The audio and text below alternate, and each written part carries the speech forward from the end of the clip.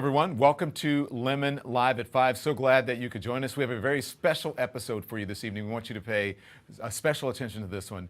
This one is focused on the Republican Party's scores of attacks on democracy all across this nation. We're going to talk about what's going on in the state of Georgia. We're going to talk about what's going on in Nebraska and North Carolina. And I am pleased to be joined by a wonderful panel. Mr. Bradley Tusk is a political strategist, a philanthropist, and the author of Vote with Your Phone, Why Mobile Voting is Our Final Shot at Saving Democracy. And Martin Luther King III is here, and he is an old friend of mine. It's so good to see him. He's a famed civil rights activist and the chairman of the Drum Major Institute. Gentlemen, thank you for joining. I hope you're doing well today. Sure. Thank you for having us. Thank you. We're here to talk about some really important issues. I gave everyone sort of a rundown of what we're going to talk about. If it is all right with you, I want to get straight to with you, and I'd like to start with the unfolding chaos that is happening in Georgia, okay? And for some context, let me just read this so folks will know. A controversial rule passed the Georgia State Election Board. That happened on Friday. It will require all the state's voting precincts to hand count ballots and ensure the tallies match machine counts before their deadline to certify election results. And the rule, it's sparked bipartisan criticism from opponents who say that it will severely delay results, create a space for election meddlers, it's going to spread disinformation, it's going to block certifying the actual victor, okay? The Secretary of State, remember the Georgia Secretary of State, he came to fame during the whole 2020 debacle. If you just give me 11,000, whatever, how many votes that he needed. I'm talking about Brad Raffensperger. He's a Republican. He said in an August 15 statement that having polling locations hand count ballots jeopardizes ballot security and risks dangerous delays. And then I quote here, quick reporting of results is a hallmark of Georgia's election administration and bolsters voter confidence. Delays in results create a vacuum that leads to misinformation and disinformation. That's what Raffensperger said. So just a bit more context, all right? So let me play this clip. I want you both to watch this closely, and you as well. This is from my friend over at MSNBC, Rachel Maddow. She's breaking down all of it. This was her last night. Watch closely. Important about this. So please watch. Again, it's a short clip, but this was that same rally in Georgia. I don't know if you've heard, but the Georgia State Election Board is in a very positive way. This is a very positive thing, Marjorie. They're on fire. They're doing a great job. 3 members, Janice Johnson, Rick Jeffries, and Janelle King, 3 people, are all pit bulls fighting for honesty, transparency, and victory. They're fighting. Are they here? Where are they? Where are they? Where are they? Thank you. What a job. Thank you. Thank you. These people he's shouting out by name, at least one of those people is apparently there at the rally, waving back at him, and he's acknowledging her. The reason you've never heard of these people is because they have a job that's supposed to be an obscure technocratic job. They are members of the Georgia State Elections Board. He describes them as 3 pit bulls fighting for victory. And he calls them out by name, and he thanks them, and he praises them, and he points out at least one of them who's there in person at the front row of his rally. He says they're doing a great job. They are, quote, fighting for victory. The Georgia State Elections Board is not supposed to be the kind of entity that has its members shouted out at a candidate's rally for all they're doing to assure the victory of that candidate. Right? The State Elections Board is responsible for administering elections. For, in the words of Georgia state statutes, they're responsible for conducting, quote, fair, legal, and orderly elections for the state of Georgia. And here is Trump shouting them out by name for all the great work they're doing for him. Since the 2020 election, in which Trump tried mightily and failed to overturn the results of the presidential election in Georgia, since a Georgia grand jury indicted him and multiple co-defendants on multiple felonies, including RICO charges, for trying to overturn the election in contravention of law. Georgia Republicans have since replaced the membership of the Georgia State Board of Elections so that it's now stocked with election deniers and Trump superfans, who Trump is now shouting out by name at his rallies while they sit in the front row and wave back at him. They have also stocked election deniers and Trump superfans on county election boards throughout the state of Georgia and in other swing states as well. But why is that important? These elections officials who are doing the kinds of jobs that shouldn't make them famous, why is it important that they're election deniers and Trump superfans that have been installed since Trump tried and failed to overturn the results of the last election? Well, those county elections officials in multiple counties, in multiple swing states. Since 2020, they have refused to certify local election results dozens of times. Yeah. Right, the state election board members who Trump shouted out at his rally this weekend, they're now pushing through a new rule in the state of Georgia that will give any county official at the county elections board level, give them the leeway to refuse to certify election results in that county, or at least to delay the certification of election results in that county. And why does that matter? Because no matter how people vote in a particular state, right, no matter who gets the most votes in a particular state, election results get tallied locally, and then they get certified by each county, and then they get certified at the state level. That's how we get official election results from each state. If individual counties, whether they're big counties or small counties, even little rural, really Trumpy counties with almost no people in them, if counties refuse to certify their county level results, the idea is that will stop the state from being able to certify its results because they won't have official results from every county. It'll stop them from being able to certify statewide results, or at least delay the certification of statewide results. And that will have two effects. Number one, it will serve as propaganda, right? It will serve as sort of smoke to tell the public that there must be something wrong in the election, so the election results must be suspect, and maybe emergency measures of some kind are going to be necessary. But secondly, it prevents the normal counting of votes. There you go. Which prevents the normal allocation of electors in the Electoral College, which is how we get a president, right? It stops that process. Okay. Which then does what to the process? It throws it into the courts? Maybe. Throws it into Congress to decide? Maybe. Republicans may like both of their chances in both of those places better than they like their chances with voters. Okay. Where are they? There we go. Thank you. Where are they? Thank you. Okay, that was long, but I think people needed to hear that. That's an important message. So let's get to it. Gentlemen, why is that? What is going on is so dangerous. The hand counting rule is dangerous because I imagine some people might think that electronic vote counting could be hacked in some way. Can you explain to them why they are mistaken? Who is better? Is that Bradley or is that Martin? Who do you think is better to discuss that? That may be more me on the tactical side. So, yeah. And what do you think of what Rachel said there? I thought she was fantastic in how she explained it. It's frightening. Agree completely. And look, big picture, the last thing we should be doing is discouraging anyone from voting or making it harder for anyone to vote. We have way too low turnout in this country. We have way too many examples of voter suppression. There are way too many groups, whether it's deployed military or people with disabilities or people of color, who struggle to find access to voting. And the reason why we support the idea of making it possible to securely vote on your phone is to make voting a lot easier, more accessible. And by the way, to get a lot more turnout, because one of the reasons that we see, for example, Trump taking over the Republican Party and so much extremism there is because very small groups of voters can control a primary. Because of gerrymandering, only the primary matters. And so the extremes have way too much say over who wins office and what they do once they're in office. And we got to make it easier. And we now have technology that what we've been building is end-to-end encrypted, it's end-to-end verifiable, it is secure in every way. We've spent about $20 million on this thing so far. It will be open sourced and free to any government who wants it. And we're not proposing to have it replace any current form of voting, but we think that voting on your phone securely should be an option for people, just like voting in person or voting by mail. Okay, well, let me ask you, is that a viable, is that going to happen by November? No, absolutely not. Okay, so, and I agree that in this modern world, we're going to have to find a way to do that because that's just where the world is going. Yeah. But, Martin, excuse me.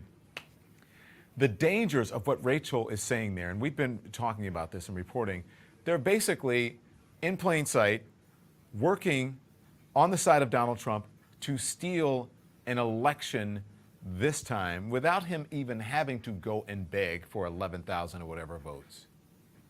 That is absolutely correct. I mean, first of all, it's unconscionable that you would politicize the voting process that's supposed to be nonpartisan, although you have Democrat and Republican officials who are engaged. The problem with this, and I hope that this is the case, it is going to be going to court because the Secretary of State has said, he and another official, that this is probably illegal. That doesn't mean the court is going to validate that. But if the Secretary of State believes it, who has demonstrated integrity from the last election cycle, then there may be a good chance. It's tragic that we're going through this, but it lets you know, as you say, they're telling you right in front of our faces, we're just going to steal this. We're going to make it more difficult for votes to be counted. Plus, there's a second provision where the votes are counted the next day anyway. So why are they doing that? These are all stall tactics to keep the inevitable, whatever the inevitable may be, from happening, to slow it down. And I just think that the public has to consistently raise its voice. And I'm going to go even further on something down the road. I'm going to say, why do we still have an electoral college? What happened to democracy where majority rules? It really needs to be, we need to address this at a number of levels. Now, it's not going to happen, in my judgment, unless, we all come out and vote. That's the most important thing. My dad would say a voteless people is a powerless people. And one of the most important steps we must take is that short step to the ballot box. Yeah, I believe that if enough Georgians come out, regardless of what they do, we're going to be able to create a victory. Okay, so I was going to ask you, what can people do? So they need to vote in droves so that the numbers are so overwhelming that they can't deny them, right? Exactly. Many people agree with you about the Electoral College, but Republicans are going to fight tooth and nail because Democrats have won the popular vote since forever, right, since in modern history, and they've lost many times, or a number of times, the actual presidential election because of the Electoral College. We're basically in minority rule. The fewest number of people in this country are setting the trajectory of the country, which should not be fair. But Republicans will not probably win another presidential election without the Electoral College, so they will not vote for it. But do you think, and I think I know the answer to this, Bradley, and again, I think that you're right about voting by phone, but do you think Donald Trump is going to launch an effort to steal the election again should he lose, like he did in 2020? Yeah, of course he will, right? He won't even say that if he loses the election that he would concede it. So, and here's the funny thing. There is, in reality, almost no actual vote fraud in this country. The Heritage Foundation, which is a conservative think tank, right? Not my politics or either of yours, they said that 0.000006% of votes cast are fraudulent. So that's zero. I spent 4 years working in Chicago politics. That's as ugly and messy as it gets. Yeah. But you know what I didn't see? I didn't see any voter fraud. The reality is this is a false red herring, a false accusation raised by Trump to try to ensure that even if he loses, he still wins, and nobody should believe it. Yeah. Listen, I want to show you something. This is just a short clip. This Trump's rally today in Georgia, and then I need to get both of your reactions. Again, pay close attention to this. And we're not going to have, somebody said the other day, if she won, you literally may never have another election. This could be your last election. And, I mean, he's now saying that he's now saying that Harris is a threat to democracy, right? Is that what he's saying? Go ahead, Martin. Well, when somebody has propagated zillions of lies, everything they say, and you remember, he's the one who said, I want to be a dictator at least one day. He said that. And he's the one who said, find me 11,700 votes. That's all I need. So someone who has demonstrated that this is who he is has no credibility. And I just think it's weird for you to say there will never, ever be an election. He told evangelicals not long ago, vote for me this time and you'll never have to vote again. I mean, how do you believe anything coming out of this man's mouth? I believe what he says and tells us. I mean, Dr. Maya Angelou used to tell us, when somebody says something, believe them. If they tell you who they are, he's told us who he is. This should provide additional reasons for people to vote. It's my hope that young people come out. It's my hope that seniors come out. It's my hope that a number of people, and I think we can continue to create that climate so that people will come out in that way. What do you think, Bradley, when you see that? Yeah, I mean, I think that it's A, scary, and B, it's just he's a genius at gaslighting, right? So it's always sort of this. I always find I have this dual reaction to Trump, which is I'm sort of horrified and disgusted by what he said, and then in some ways the pure chutzpah of it is also almost amazingly impressive because I would never have the guts to do something like that. And look, he understands that if you just say, it's like literally what my kids did when they were little. You know, you say you did this and say no, you did, right? And of course that's not true. And yet it kind of makes sense to 4-year-olds and it makes sense to Donald Trump. And the scary part is it also seems to make sense to about half of American voters. And that's why we got to get a lot more people voting, because what we have right now clearly isn't working. Hey, Shanti, you're right in the comment section. It's 11,780, except you put a dollar sign there. It's not quite. He was then asking for $11,780. He was asking for 11,780 votes, and it is frightening. Bradley, before we shift topics, can you explain exactly? Talk to me. I want you to dig in a little bit more about this mobile voting. You said it's our final shot at saving democracy. Why do you say that? Because we have a government that is wildly dysfunctional and wildly polarized, and everyone spends all of their time pointing fingers and screaming. And the reason why is because of gerrymandering. The only election that ever really matters is the primary, and primary turnout in most races is 10 to 15%. And those are the extremes, or those are the special interests, and they dictate both who wins office and what people do when they're in office. And the reality is most Americans agree on most issues. So like take guns. 70 to 80% of us would say we should neither confiscate everyone's guns, nor should be able to easily walk into a store and walk out with an assault rifle.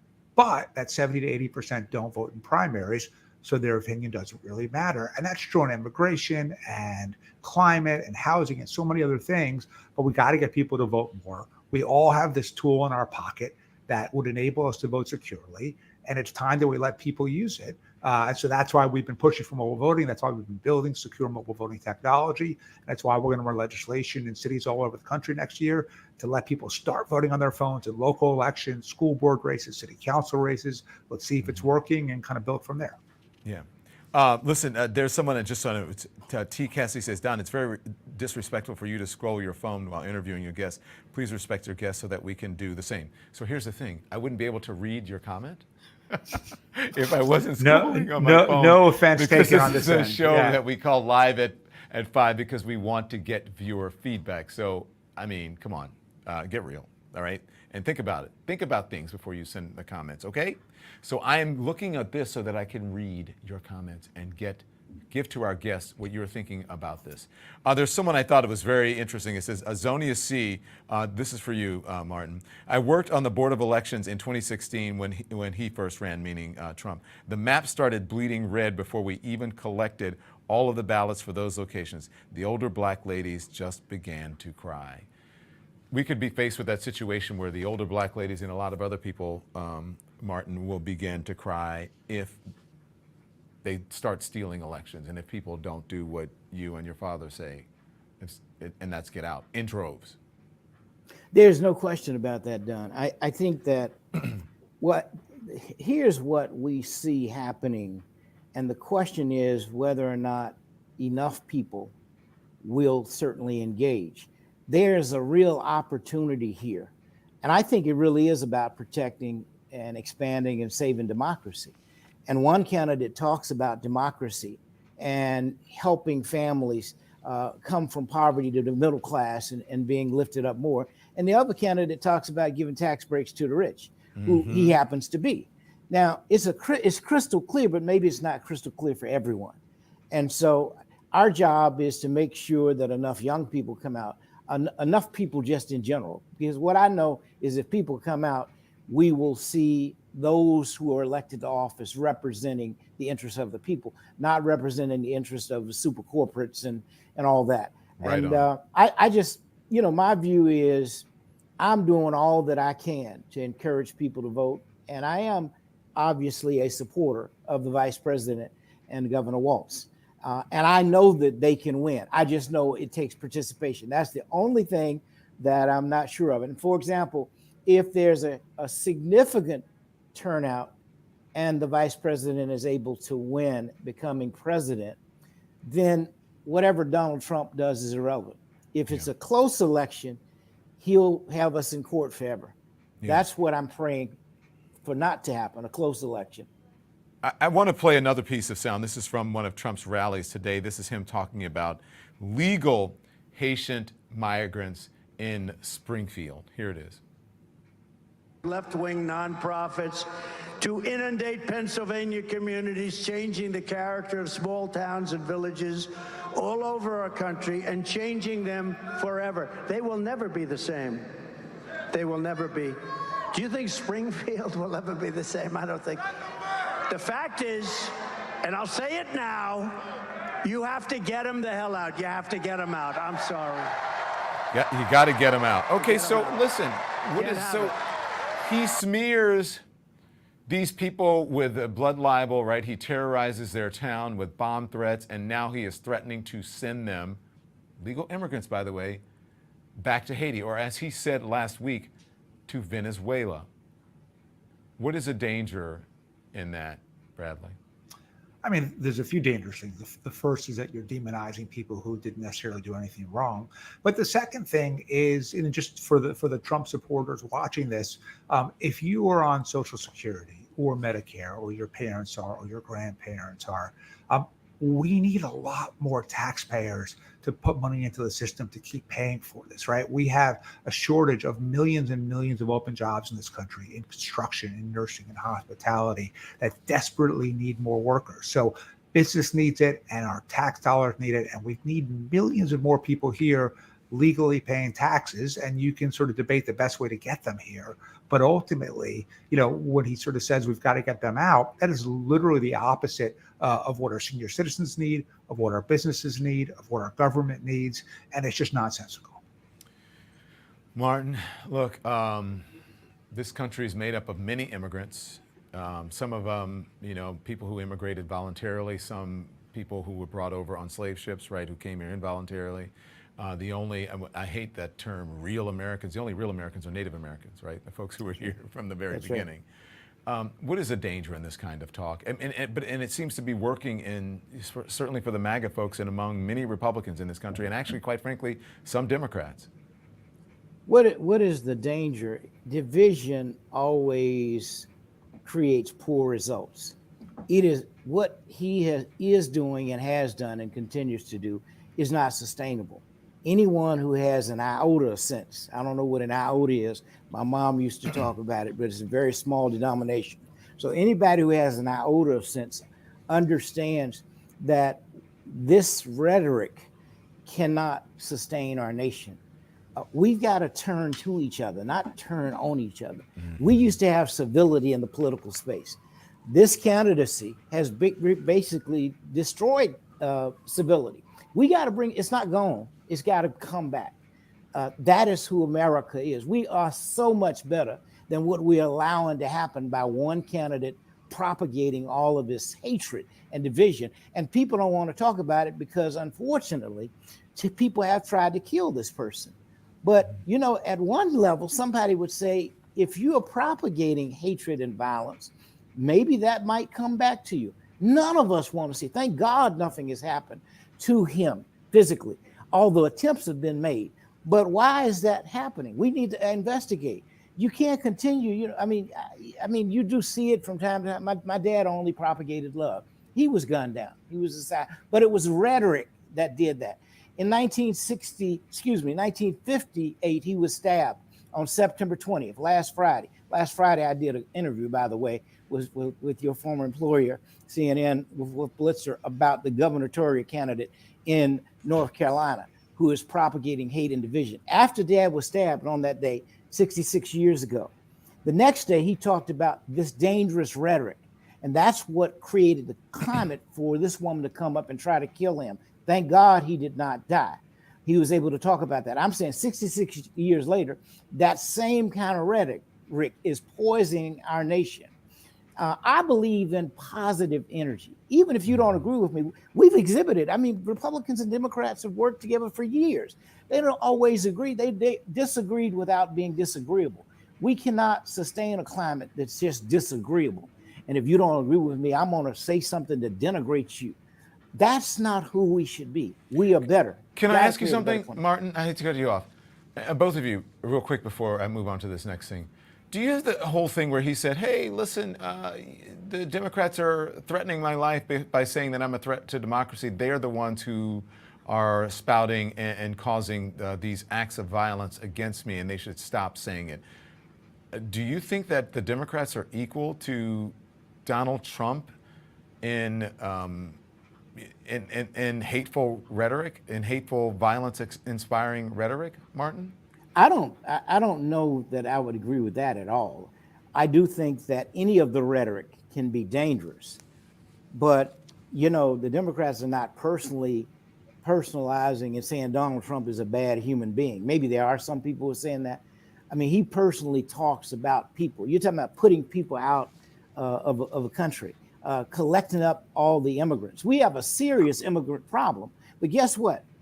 If we exported or deported all the immigrants, you need to be asking, well, how am I going to get to eat my fruit? How am I going to have to eat my vegetables? How am I going to get my lawn done?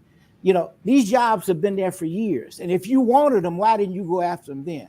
Why all of a sudden now? I'm not saying we don't have an immigration issue, but I am saying something different. And that is, we're targeting an issue and we need to address it. But the addressing is not to throw people out. Well, I mean, every last one of us are immigrants, in fact, except for, as you said, the natives. They could have, fixed it with the bipartisan bill that everyone wanted. That would have, by conservative Republicans, if Republicans hadn't killed it at Donald Trump's behest. Is the language, is the rhetoric on both sides, and especially the Vice President Kamala Harris and the former President Donald Trump, is it equal? Do you think it's fair for Donald Trump to say Democrats are the ones who inspired all this hateful stuff with their rhetoric by calling me a danger, a threat to democracy, Bradley? No, of course not, right? They're not even close to equal. And look, the vice president has tried to run a campaign based on the notion of joy. And obviously she's a tough lady and she's not going to take anything from Trump. And we saw her do that really well in the debate. But at the end of the day, you have one candidate that is running on a platform of hate and divisiveness. And like, even more than that, if you think about it, Trump in many ways is the quintessential zero-sum person. He believes that anyone else's gain is his loss, and the object of life is to die with more things and beat everyone else at all times. And instead of a world where we all work together and join each other and can lift each other up, all he wants to do is see everyone else be torn down so that he can be elevated. And that is literally a philosophy in life that guarantees misery, guarantees unhappiness, and the idea that you would want that to be your president, to me, is crazy. Okay. So this next subject that I want to talk about, and listen, I apologize for some of the things that are going to be said, but Martin, I'm sure you've heard all of these things. I'm talking about North Carolina, right? So I'm going to apologize for that, but you're okay with us playing some of the stuff so that folks can know what's going on. Absolutely. Correct? Okay, so I want to talk about, discuss today is Mark Robinson. Because on this show, we have talked at length about the allegations in the CNN report. We've talked about his Nazi comments and all the sordid details. But one thing we really haven't dug into is that Donald Trump seemingly, only because Robinson is black, had a bizarre penchant for calling Robinson MLK on steroids. Look, remember Herschel Walker? We all remember Herschel Walker, right? But anyway, he called this man that I'm going to talk about Martin Luther King ×2. He said he was better than Martin Luther King. He said it was Martin Luther King on steroids. And so I just want to play some of it just so you can hear what the former president said about him so that you can get a little context here. Here it is. Been an unbelievable Lieutenant Governor Mark Robinson. This is Martin Luther King on steroids. Okay, now, I told that to Mark. I said, I think you're better than Martin Luther King. I think you are Martin Luther King ×2. Mark Robinson, he's doing good. He's got his own race up. He's fantastic. Thanks also to one of the great stars of the party, one of the great stars in politics, Lieutenant Governor Mark Robinson. One of the strongest and bravest new voices in the Republican Party. He's been a great supporter of mine, and I'm a great supporter of his. You're incredible, Lieutenant Governor Mark Robinson. Mark, stand up, Mark. Good job. Thank you. Thank you. Lieutenant Governor Mark Robinson of North Carolina and his wife, Mrs. Robinson. What a job you're doing. He's the hottest guy in politics. You're a very popular guy, Mark. And somebody that really took this country by storm, not just the state, but took the country by storm. Mark Robinson, he's out there, he's fighting. He's fighting. He's a great one. Thanks, Mark. Good luck, Mark. He'll win. Gotta win. He's gotta win. Gotta win. He's a good man. Okay. I wanted to play, we have been playing them in reverse, but I think it's actually better to play it this way so that you can hear what Donald Trump said about him, okay? Now, you heard all the effusive praise and the insulting things that, to me, and I'm sure to Martin, was about his dad, that he's Martin Luther King on steroids or whatever. Okay, you might think like, oh, this guy is really great, right? He's fighting for civil rights for everyone. Now, I want you to just hear the kinds of stuff, the kind of things that come out of his mouth. And this is before this porn scandal. Here it is. Ain't but two genders, ain't nothing but men and women. He says God called on men to lead, not women. Called to be led by men. When it was time to face down Goliath, sent David, not DeVita, David. There's no reason anybody anywhere in America should be telling any child about transgenderism, homosexuality, any of that filth. And yes, I called it filth. We could pass a bill saying you can't have an abortion in North Carolina for any reason. He says the civil rights movement in the 1960s was, quote, crap, and that Martin Luther King was a communist. Robinson posted the movie Black Panther was, quote, created by an agnostic Jew to pull the shekels out of your Schwartz pockets, using the Yiddish words for money and black. He referred to the victims of the Parkland school shooting as spoiled little bastards. He says the moon landing in 1969 may have been fake. He also says there is a secret ruling cabal that is part reptile. And said that Beyonce is satanic. Martin, how do you feel hearing Trump say all those things about him, right? All that praise after hearing and knowing what Robinson had said? Well, the first thing I'd say is I was in North Carolina on Saturday. Trump was also in North Carolina on Saturday, and Trump kind of moved away from Mark Robinson. Avoided him like the plague. Like the plague. So that's very telling. It should be very telling to everyone. I don't think, we blame a Mark Robinson for his, I would almost say insanity. I don't understand someone who claims they're a black Nazi, for you to embrace something that's so just despicable. And yet, how did you emerge? The question I asked North Carolinians was, how did this man emerge? Because this didn't happen yesterday. Something happened that was strange. He took one issue around guns and talked about the propagation of guns, and it led him to be the second highest person in the state of North Carolina. Something is wrong with that. And I don't want to say people are bad, but when you are a leader, you have a responsibility. You can be conservative. There's nothing wrong with that. Or you can be liberal, or you can be in the middle. It doesn't matter. But if you're propagating this kind of hatred against any one segment of society and embracing someone who did so much harm in the world, like a Hitler, oh my God, you need to be, I don't like the concept of counseling people, but it seems like to me that this is somebody who needs to be counseled. Yeah. Look, he's saying that he's going after CNN and he's getting his legal team together. And look, you guys know. Come on. CNN is what news organization is going to put their reputation and right and their livelihood really, because they could get sued like Fox did for Dominion, on the line if they did not have ironclad proof on that. But here's the thing, and they know it. Just real quickly, I want to ask you this, Bradley. I'm going to play this. This is how J.D. Vance is responding to this, which I think is outrageous. Is there something disqualifying about the comments uncovered by CNN that wasn't disqualifying about any of the previous comments he made? Is that the question? Look. Here's my view on the lieutenant governor. First of all, what he said or didn't say is ultimately between him and the people of North Carolina. The people of North Carolina are going to make that decision. Now, look, I've seen some of the statements. I haven't seen them all. Some of them are pretty gross, to put it mildly. Mark Robinson says that those statements are false, that he didn't actually speak them. You just called North Carolina a second home to you, but you also said that you want to leave the situation between voters and Mark Robinson. So I just want to give you one more chance here. Will you continue to support Mark Robinson in this campaign?